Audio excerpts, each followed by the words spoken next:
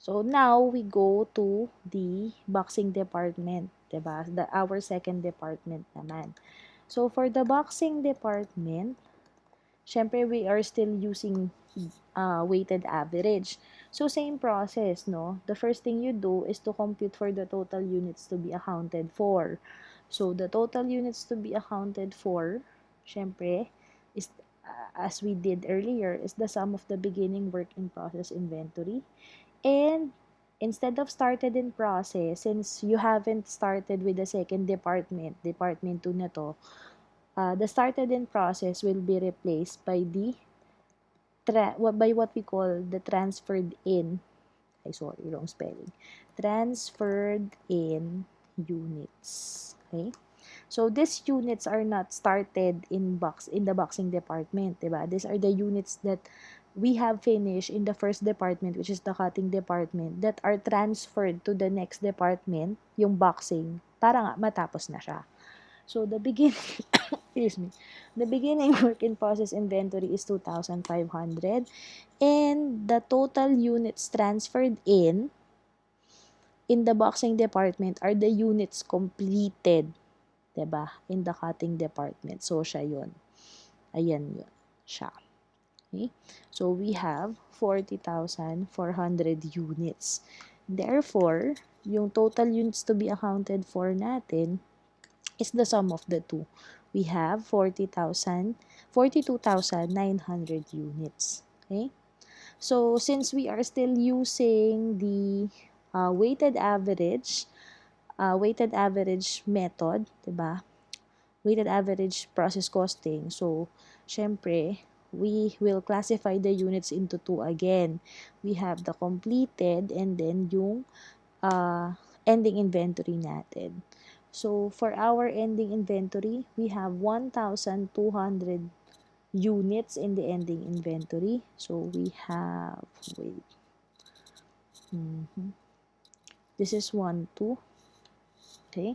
And then, to compute for the number of completed units, we simply deduct the ending inventory from our total units to be accounted for, and we'll get 41,700 units. Okay? So, in the boxing department, what we do is the lengths are separated into necessary groups to make a tree.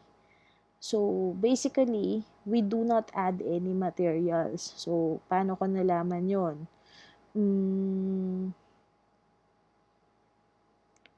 Wait, sorry. Hindi naman sa hindi nagdadagdag ng materials, no? Sorry. Kasi there is a material cost, current cost for materials for the boxing department. And based from the nature of the department, the materials here, I guess, is the packaging or the box. So, we add the materials at the end. 'Di ba? At the end of the process, after you're done with everything. So, ito na yung pinagkaiba niya. Parang up to this point, it's all the same. But in the second department kasi, we have another cost, 'di ba? Or another product cost that we need to account for, which is the transferred in cost from the first department. Okay? So, nagko-compute na naman tayo. We will compute for a separate EUP for the transferred in cost. Okay? Why? Kasi if you don't do that, parang in effect, iiwanan mo yung cost dun sa previous department, which is wrong.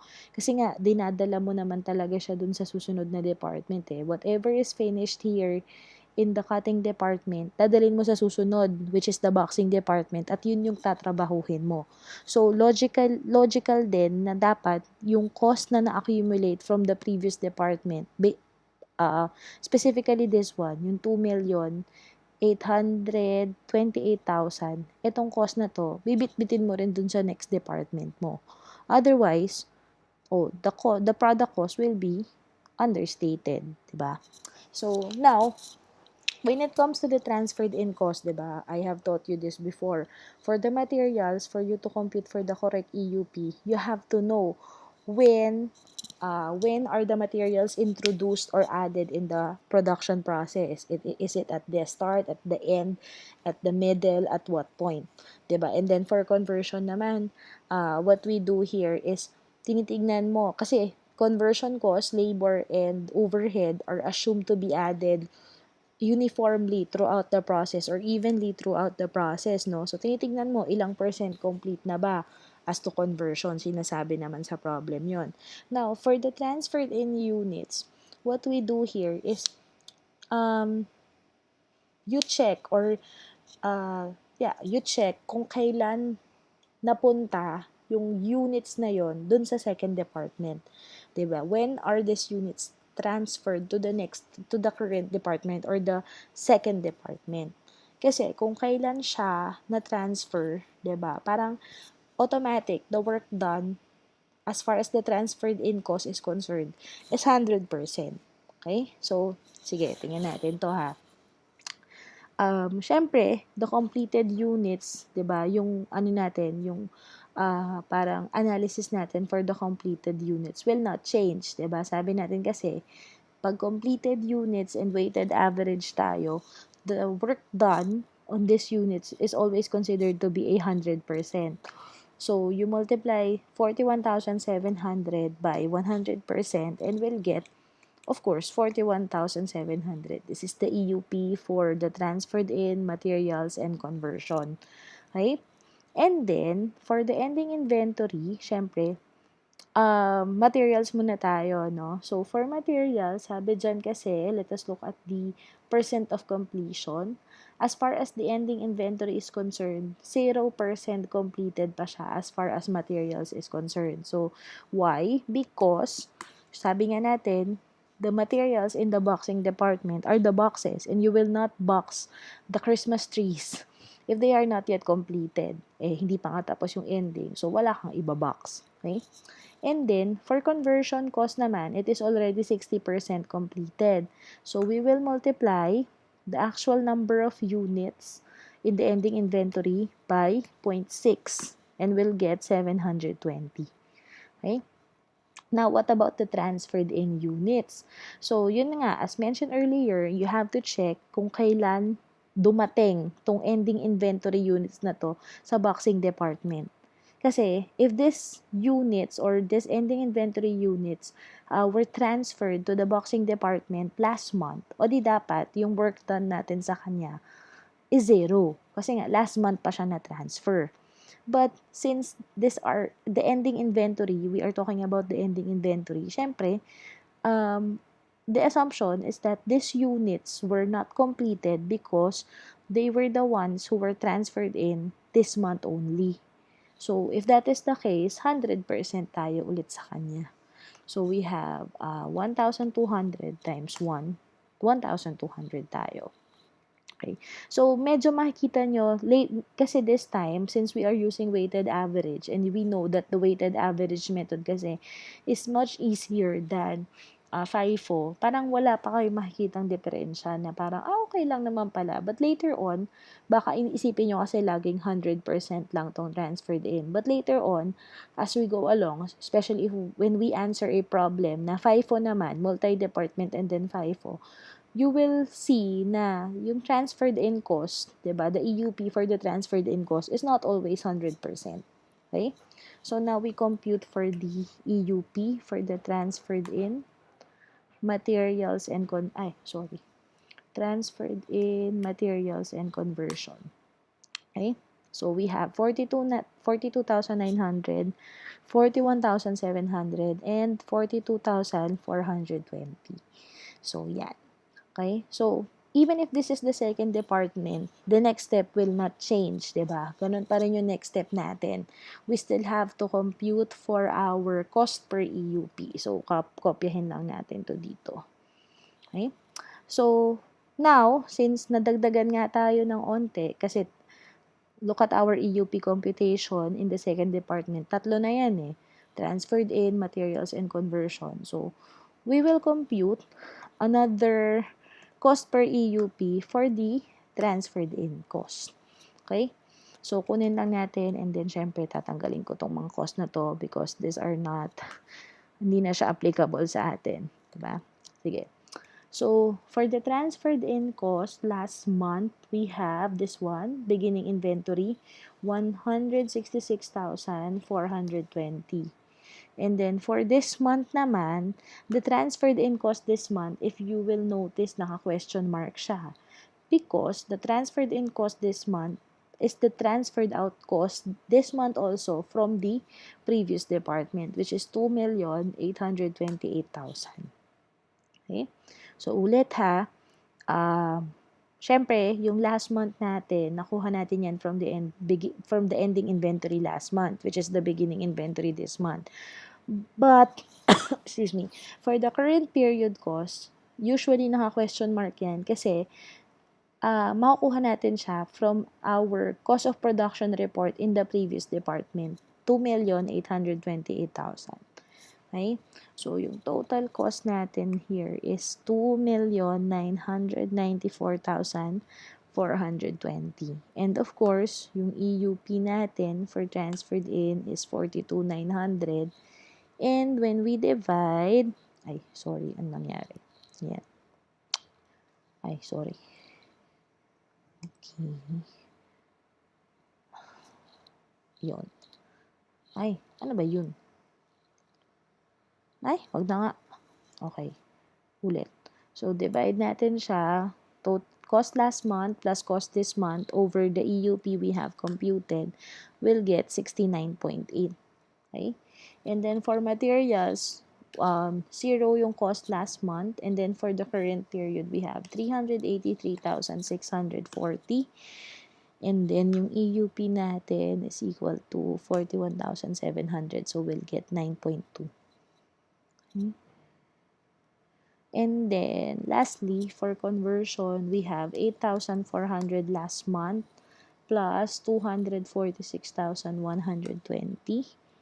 So, yung EUP natin this month, for the boxing department this month is 42,420 and we'll get 6 for conversion cost. Okay? So, yun ha. Ulit. What happened? Since this is the second department, again, we have a new cost component that we need to account for, which is the transferred in cost. So basically, this is the cost, 'di ba, the transferred from the previous department. Okay? So, yun nga, since nag-compute tayo ng EUP sa kanya, we also have to compute for for another cost per EUP. Okay? So, yun. Next step, of course, is to compute for the total cost to be accounted for and syempre, assign cost to the units we have completed. So, kunin lang natin to dito, 'di ba? So, this time, we will change this term kasi nga, since this is the last department, completed units na siya. Okay? So, the total cost to be accounted for is the same, 'di ba? Basically, it is just the sum of everything, the cost last month and the cost this month. So, what I will do here is I will just get the total cost of transferred in materials and conversion. Okay? So, another thing that I need to do, syempre, I have to insert another column here for another row rather, for the transferred in. Hindi mo kasi siya talaga pwedeng iwanan. Kasi if you do that, as if you disregard the work that you've done in the previous department, which is the cutting department, which is not possible, of course. Tsaka mali yun. So, sige. Now, for the transferred in, same process naman, no? So, just get the EUP for the completed units for the transferred in for the transferred in cost, and then we will also get our cost per EUP. So, multiply the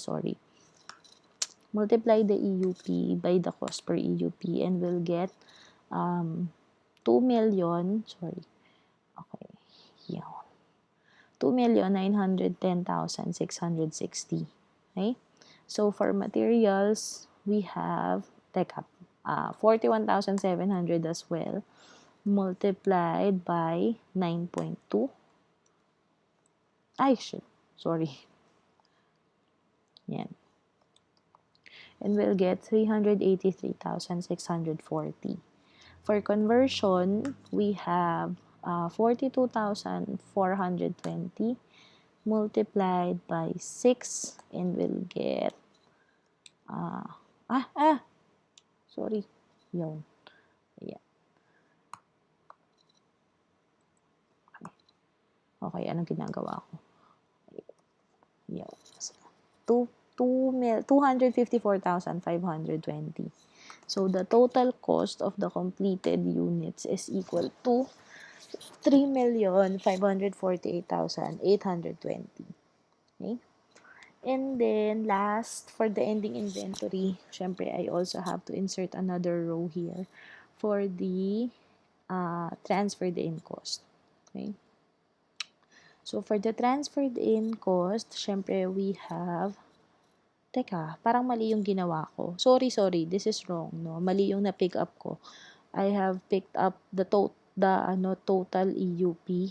Sorry, total EUP for conversion. Dapat pala, this one is only 41,700. So, nagkamali ako. Total cost of the completed units is equal to 3,544,500. Now, for the transferred in, we have EU 1,200 EUP for the ending inventory.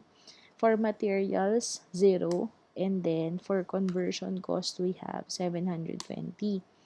And then, of course, we will multiply this by the respective EUP, cost per EUP rather. So, we have 69.8. This one is 9.2 for materials. And for conversion, we have 6. Okay? So, get the product of the two. So, we have 83,760 for the transferred in cost, 0 for materials, and 4,320 for conversion. So, now, we have the cost of our ending inventory plus the cost of the completed units, and its total must be equal to the total cost to be accounted for, which is 3,632,800. Ay, yan, bawasan natin. So, ayan. Okay? So, there you go. This is process costing in a multi-department setting. So, if you are asked how much is the cost of goods sold, so the cost of goods sold, not cost of goods sold, but cost of goods manufactured. Our cost of goods manufactured is equal to 3,544,500. Okay, so this is the cost transferred to the finished goods inventory. Okay, so pag tinanong ka naman, how much is the total ending inventory of the company? So the total ending inventory of the company is equal to 88,080 from the first department plus this one, yung 217,440 from the cutting department, and we'll get sum of 305,520. So, ganyan po siya.